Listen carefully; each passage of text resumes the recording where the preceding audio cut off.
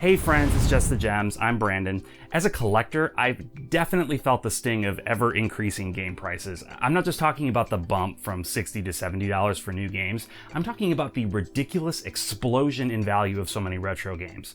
And compounding the issue is the fact that the genre most heavily impacted by this nuclear detonation in values is JRPGs, a genre that never sold the best back in the day and thus had fewer copies printed.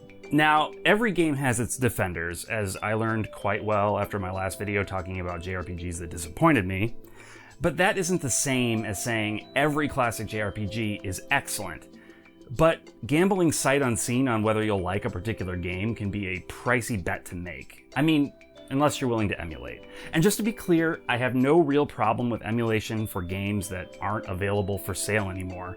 But I don't enjoy playing games emulated, and I know I'm not completely alone there. If I get hours of enjoyment out of a game, maybe even dozens of hours of enjoyment, at the end of the day, how much is that really worth to me? $60? Yeah, easily. $100? Absolutely. $200?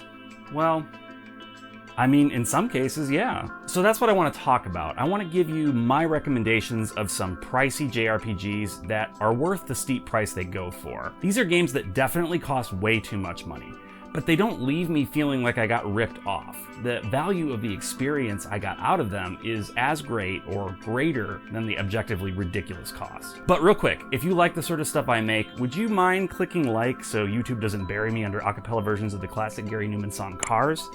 And if you're a JRPG appreciator like me, would you consider subscribing too? Thanks so much. All right, here we go.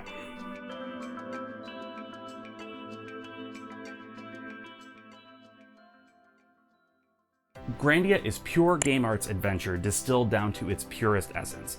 This developer was better than anyone in the 90s at crafting games that walked the line between classic fairy tales and old adventure epics. Like the Lunar series, which might be making an appearance later in this video, Grandia tells the story of a young man and his childhood friend going on an adventure around the world, but it diverges in plenty of interesting ways.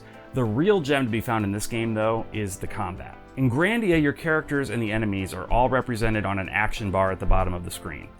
Every character moves along the bar until they reach the command point. When one of your characters reaches that point, you can issue them a command. When an enemy reaches that point, they begin to initiate whatever attack they're planning to use against you.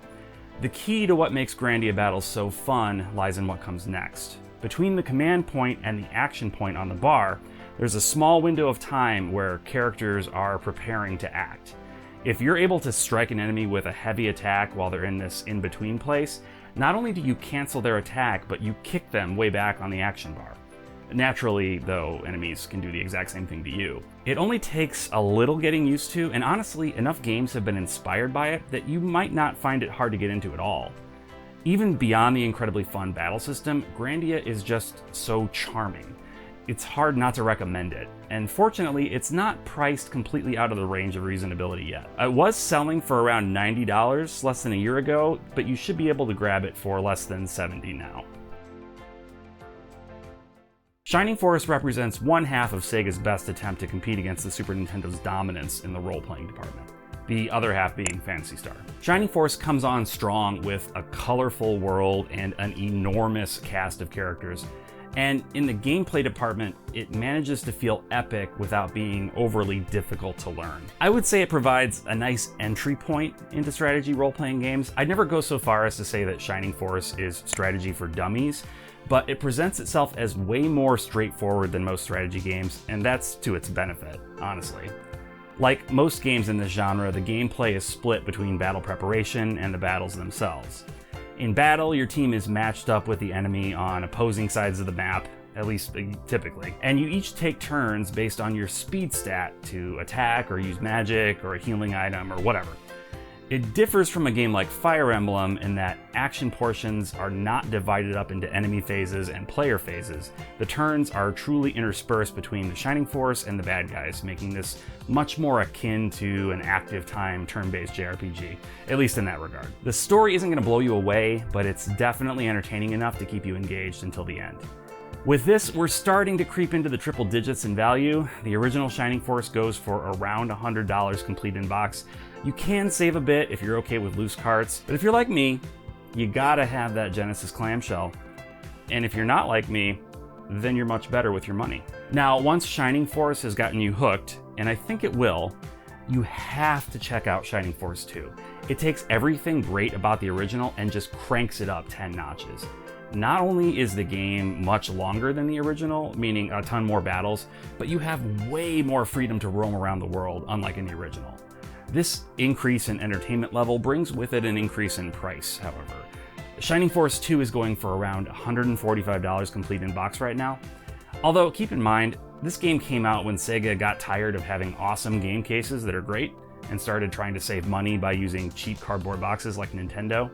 So you would definitely be justified in saving a bit by going card only here. I couldn't leave Game Arts alone. If you check out Grandia and realize you're into what they do, you definitely cannot sleep on the Lunar games. And really, there's only 2 Lunar games, so it's not a massive time investment. Nope. No. There are only 2 Lunar games. Just 2. No? Just 2. Lunar Silver Star Story Complete is a full-on remake of the classic Sega CD game, and it improves on the original in such a big way that I can't even recommend the older version for completionists. The PlayStation version just does everything so much better. The graphics are gorgeous, the writing is classic Working Designs quality, and there's even corny voice acting from Ashley Angel of the boy band O-Town. Please tell me you remember O-Town from MTV's Making the Band? Oh, MTV was a channel that played music videos. Like a channel on television. The more I say, the older I'm realizing I am, so I'm going to stop before I just disintegrate into dust. Anyway, Lunar Silver Star Story Complete. I'm just gonna call it Lunar, okay? That's a mouthful. Lunar is another incredibly charming experience from Game Arts, and playing it today recaptures for me the sense of awe and excitement I felt tearing into a new JRPG as a kid. Even though the opening theme is hokey as heck, I still get goosebumps hearing it. The entire soundtrack by Noriyuki Iwadare is so phenomenal, actually. There's something really magical about the entire game. From a gameplay perspective, it's a fairly traditional turn-based JRPG, but one in which your position on the battlefield actually makes a huge difference in how battles play out. If your move stat isn't high enough, you might not be able to clear the distance between yourself and an enemy in one turn, for example. So there's layers of strategy you have to engage in to really master it. This one comes in both a special edition, like a lot of Working Designs games from that time, or a more standard jewel case if you want to save a few bucks. But springing for the collector's edition is the way to go here. And since it's only around $115, it's not much more than most collector's editions today, and quite a bit less than some. Final Fantasy 16. Sorry, I had a Final Fantasy 16 in my throat. Now its sequel, Lunar 2 Eternal Blue Complete, takes the Shining Force 2 approach by being very similar, but even better.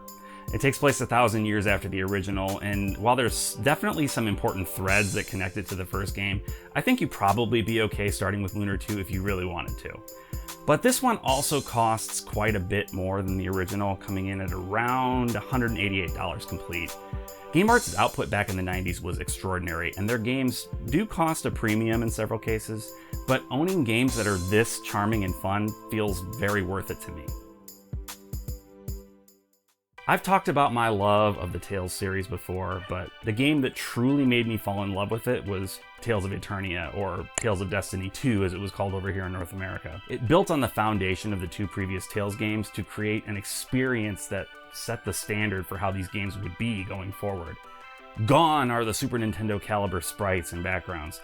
No shade intended to the previous entry Tales of Destiny, but as a PS1 game, it wasn't really breaking new ground graphically. In place of those old school graphics are beautifully illustrated backgrounds that paint a gorgeous world for us to explore.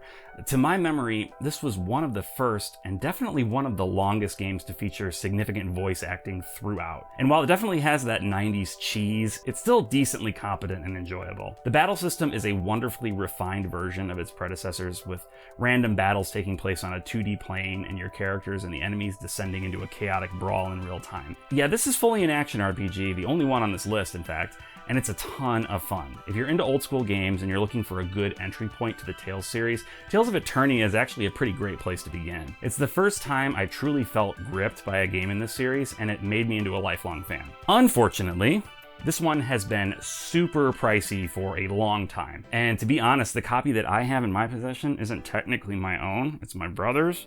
The only reason I haven't grabbed a copy of my own yet is pure procrastination. It's definitely worth every penny of the 270-ish bucks it's going for today.